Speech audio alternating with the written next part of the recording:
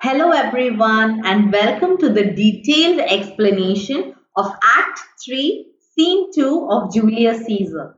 So before we go into the detailed explanation, let's look at what happens in this scene. So in this scene, Brutus is seen addressing the Romans after the death of Caesar. He explains the reason for his action taken by the conspirators to assassinate Caesar, and he says that it was imperative to kill Caesar for the betterment of Rome, even if he loved Caesar dearly.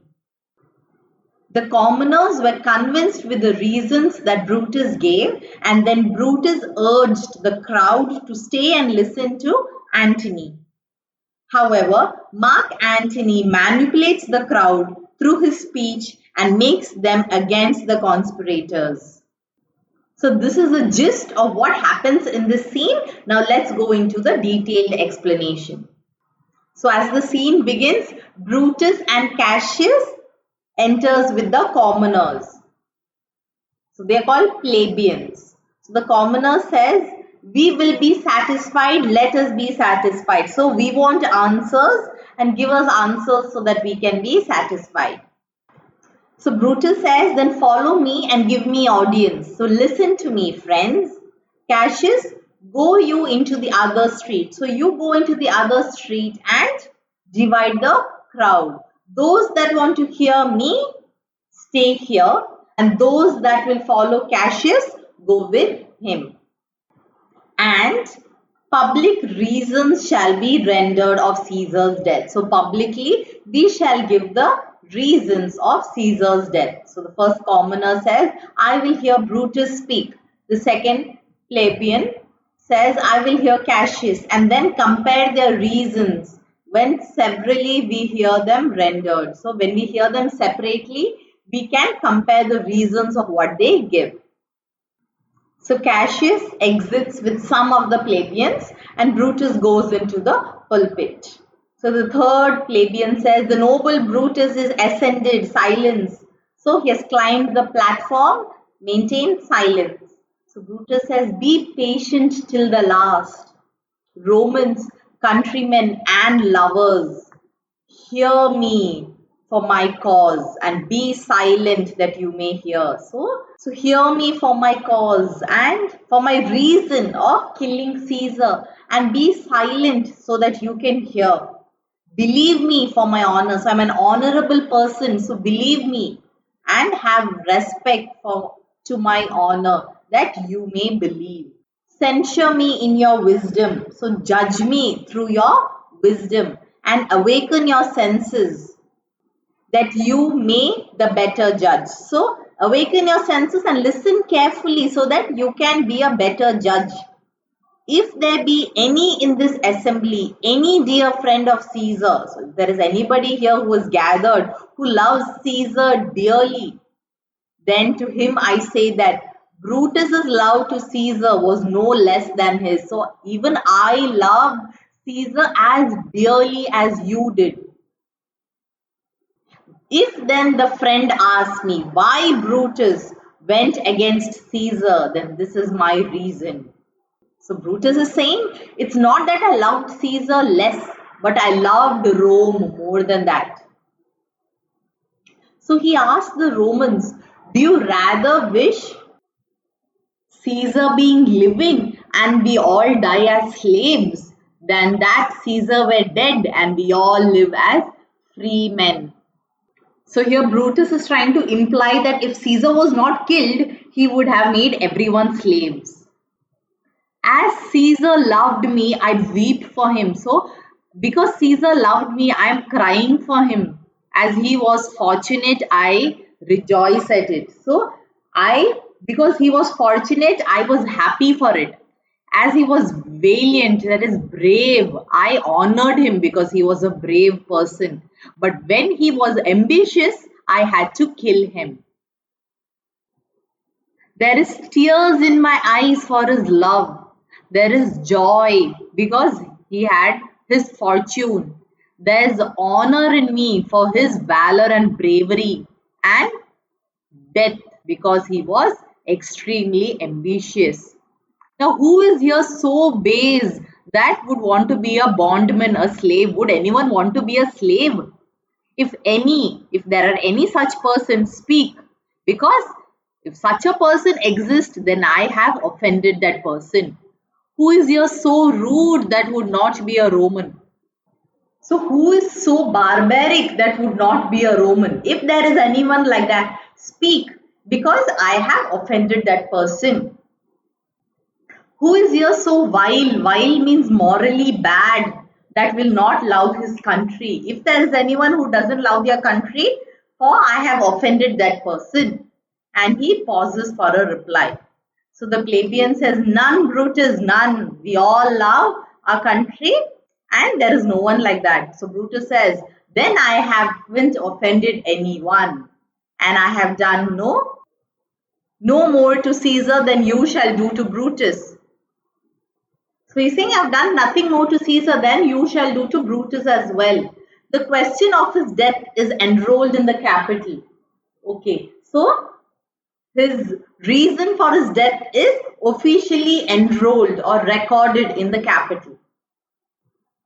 His glory is not extenuated, so his glory is not diminished in any way wherein he was worthy, nor his offenses enforced. So his offenses are not emphasized, for which he suffered his death. So we are giving him as much respect as he deserved. That is when Mark Antony and the others enter with Caesar's body. Here comes his body mourned by Mark Antony, who though he has no hand in his death. So Mark Antony has nothing to do with Caesar's death. But he shall receive the benefit of his dying, a place in the commonwealth, as which of you shall not. So he's saying he will have a fair and just say in an equal society, and each one of you will also receive it.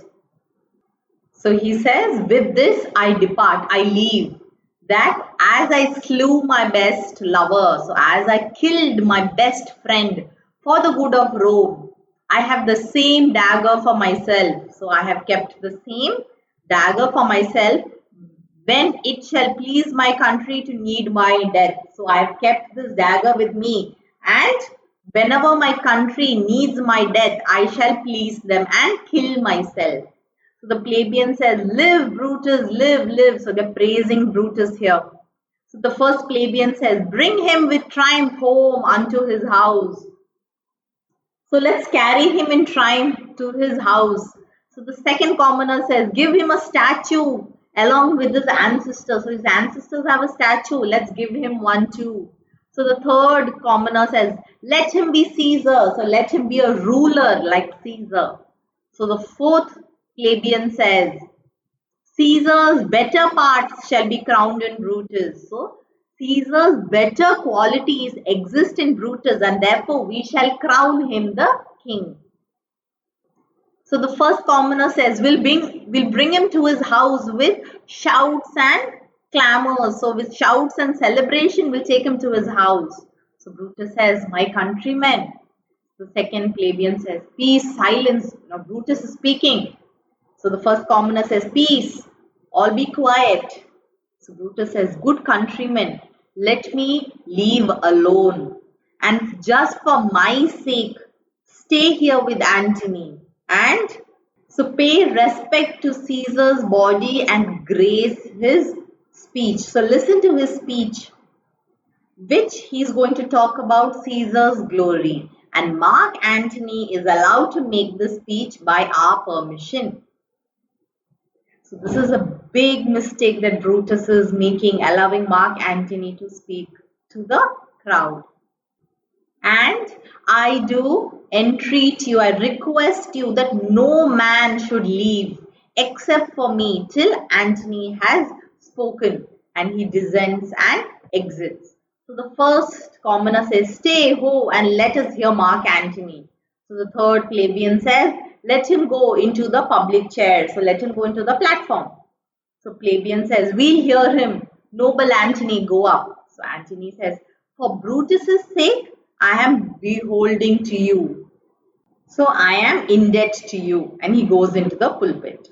So the fourth commoner says, what did he say about Brutus? So they are getting defensive. They want to say if he said anything bad about Brutus. So the third plebeian says, he says for Brutus's sake, he finds himself in debt to all of us. So the fourth commoner says, oh, it's best that he does not speak anything bad about Brutus here. So the first plebeian says, yes, this Caesar was a tyrant. And the third commoner says, yes, that is for certain. We are blessed that Rome is rid of him. He is no more. So the second commoner says, peace. Now let us hear what Antony has to say. So Antony says, you gentle Romans. So the commoner says, peace. Now let us listen to him. So this is a very, very important part. Please pay attention. So I want all of you to lend me your ears and your eyes while I explain this part. And this very famous line of Antony. Friends, Roman countrymen, lend me your ears. Listen to me. I have come to bury Caesar and not to praise him. The evil that men do lives after them, and the good is often interred with their bones. So he's saying, I'm not come to praise Caesar, but I just want to say that the bad that people do always lives after them, but the good that they do is often buried along with their bones. So let it be with Caesar. So let it be like that to Caesar. The noble Brutus has told you that Caesar was ambitious. The noble Brutus has told Caesar was ambitious. If that was so, it was a very grave mistake. It was a grievous fault. And grievously had Caesar answered it. So he had made a grave mistake. If it was so, then he has badly had to pay the price for it. Here, under leave of Brutus and the rest.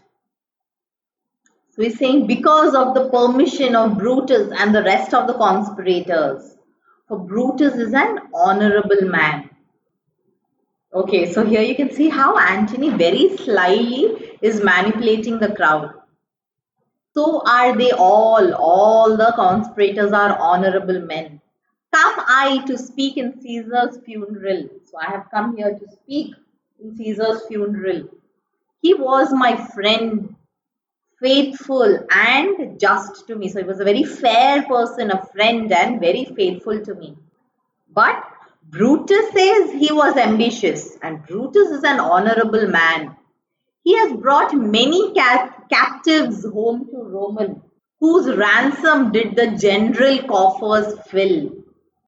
So Brutus has brought many captives home, and the ransoms, the money that was brought, it has filled the treasury of Rome. Did this in Caesar seem ambitious? So does this trait of him seem ambitious? So the first point is he was a friend, faithful, and he was just. The second point, he's saying that he brought a lot of captives and brought of money and filled the treasury. When the poor have cried, Caesar has cried with them. If he was ambitious, then ambition should be made of stronger stuff. But he was also very sensitive and he has cried with the poor. Yet Brutus say he was ambitious, and Brutus is an honorable man. You all did see that on the Lupercal, I thrice presented him a crown, and he did refuse 3 times. Now does that seem ambitious? Now yet Brutus say he was ambitious. So if you see, Antony has given 4 valid points to the commoner saying why Caesar was not ambitious, but still Brutus says he was ambitious, and Brutus is an honorable man. So how he is manipulating the people through his words. I speak not to disapprove or negate what Brutus has said now, but I am here to speak what I know. So you all loved him once for a particular reason. Now what is that stops you from mourning for him? O judgment, thou art fled to brutish beast. So, O judgment, you have fled to beasts, to brutish beasts. And men have lost their reasoning power. Please bear with me. My heart is in the coffin there with Caesar, and I must pause till it comes back to me. And he starts weeping. So he is saying that the judgment of people have fled to the beast, and here the beast could be the conspirators. So he's saying that men have totally lost their judgment and they're not able to think for himself. And he is now giving them time to contemplate whatever he has said. So the first commoner says, methinks there is much reason in what he is saying. So I think there is much sense in what he is saying. So the second commoner says, if thou consider rightly of the matter, Caesar has had great wrong. So if you think about it correctly, Caesar has suffered great wrong. The third commoner says, has he, master? I fear there will be a worse come in his place. So I think that there will be someone worse who will replace him. The fourth commoner says, marked you his words? He would not take the crown. So did you listen to what he said? He did reject the crown. Therefore, he was definitely not ambitious. So the first commoner says, if it is found so, then some people will pay a heavy price for it. The second commoner says, poor soul, look at his eyes, look at Mark Antony's eyes. They become red as fire because of weeping so much. The third commoner says, there is no nobler man in Rome than Mark Antony now. So the fourth commoner says, no, mark him. He is about to speak again. Let's listen. So Antony says, but yesterday the word of Caesar might have stood powerful against the word. If it was yesterday, Caesar was so powerful and one word was enough to stand against the world. But now look at him as he lie there. None of us are so humble to pay him respect or pay him reverence or pay him homage. Oh master, if I were disposed to stir, means if I was capable of inciting, that is making you against your hearts and minds. So if I was inclined to make you against Caesar, I should do both Brutus and Cassius wrong, but you know that they are honorable men. I will not do them wrong. I'll rather choose to wrong the dead Caesar, to wrong myself, and to wrong all of you. But I will not go and wrong such honorable men. So he takes and says, here is a parchment with the seal of Caesar, and I found it in his closet. It's his will. Let but the commoners hear this testament. So let the commoners hear this document, which, pardon me, I do not want to read it. And they would go, if they listen to it, then the commoners would go and kiss dead Caesar's wound. So he's giving the commoners three reasons that they would do if they would listen to the will. So first is go and kiss dead Caesar's wounds. Second is dip their napkins in a sacred blood and beg for at least the hair of him for as a keepsake for their memory. And when they die, they will mention this part of his, the napkin or the hair, in their will as a rich legacy for their descendants. So the fourth commoner says, we'll hear the will, read it, Mark Antony. And the commoner says, the will, we will hear Caesar's will. So Antony says, have patience, gentle friends, I must not read it. So first he mentions it and then he's saying, now I must not read it. It is not proper for you to know how much Caesar loved you. You are not wood, you are not stones, but men. Do you remember in the first scene, Marilus says, you blocks, you stones, you worse than senseless things. Huh? So he's now saying, you're not wood, you're not stones, you are men.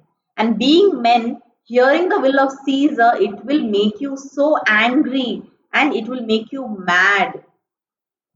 It will enrage you, is what he's saying. It's good you know not that you are his heirs. So it is better that you not know that you are all his heirs. You get all the inheritance.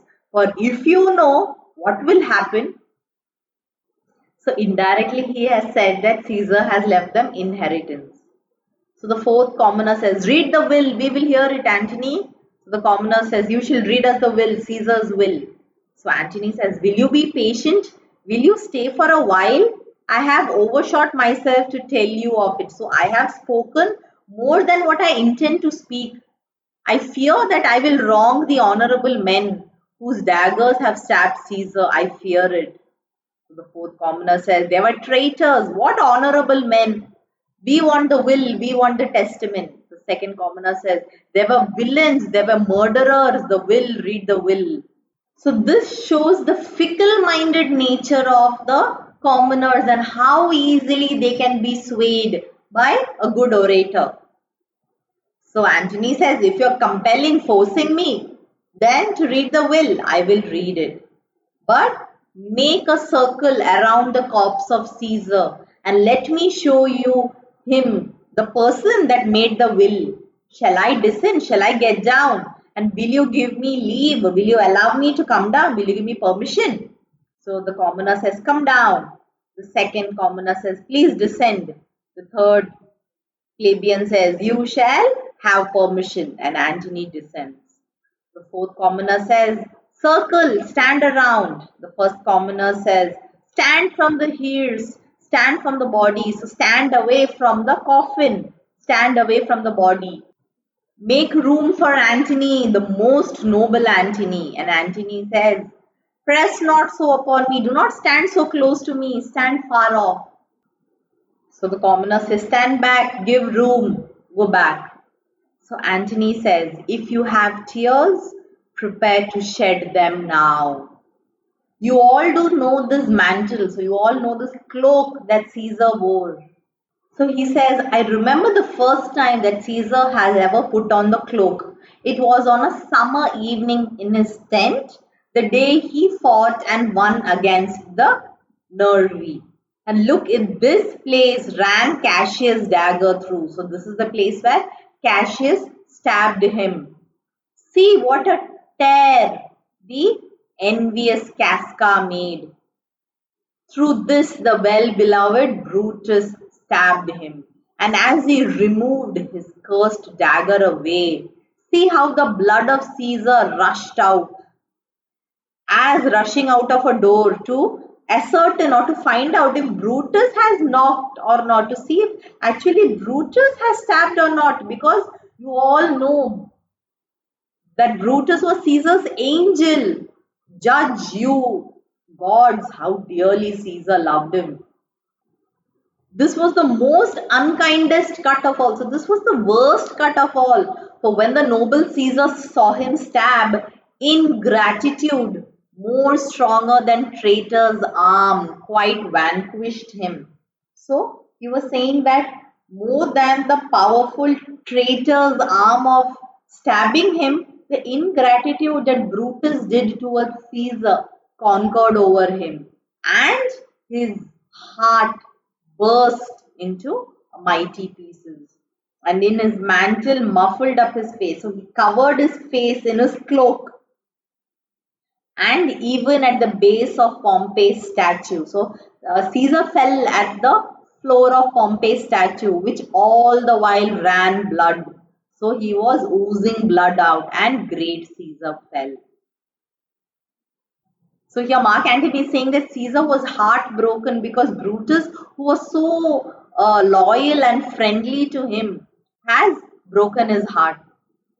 Then I and you are all of us fell down. So that is when all of us fell down.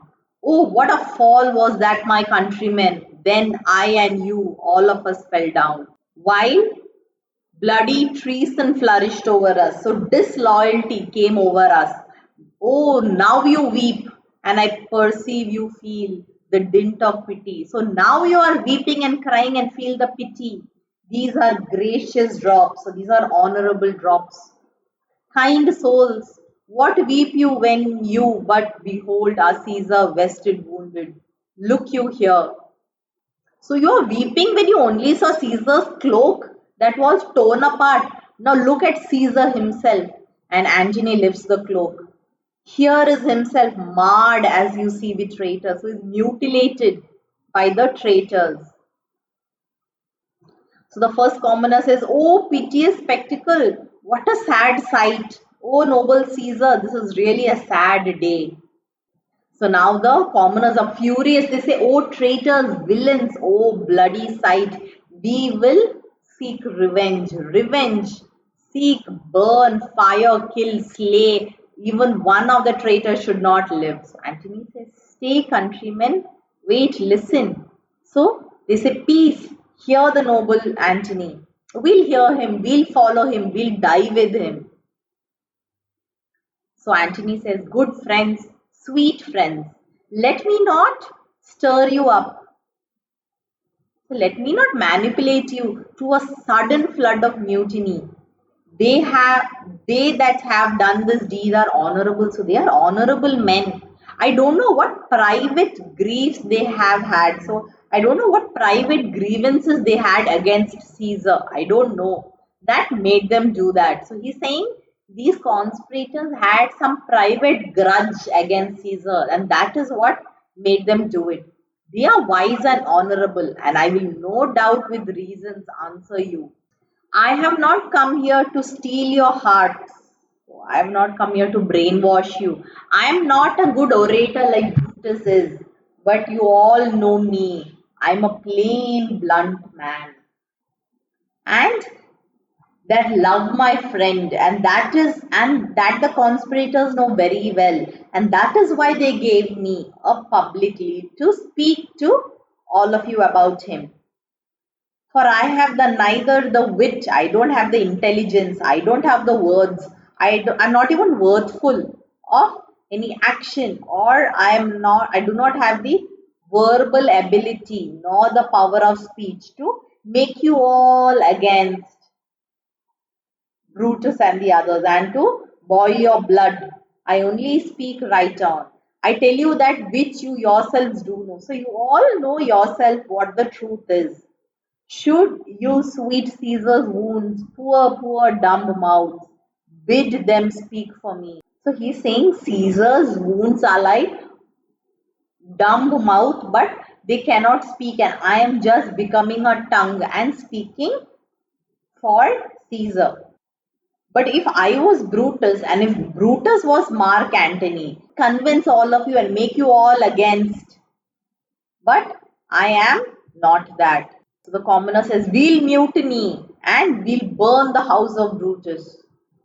So the third commoner says, let's go seek the conspirators." So Antony says, "Listen to me, countrymen, hear me speak."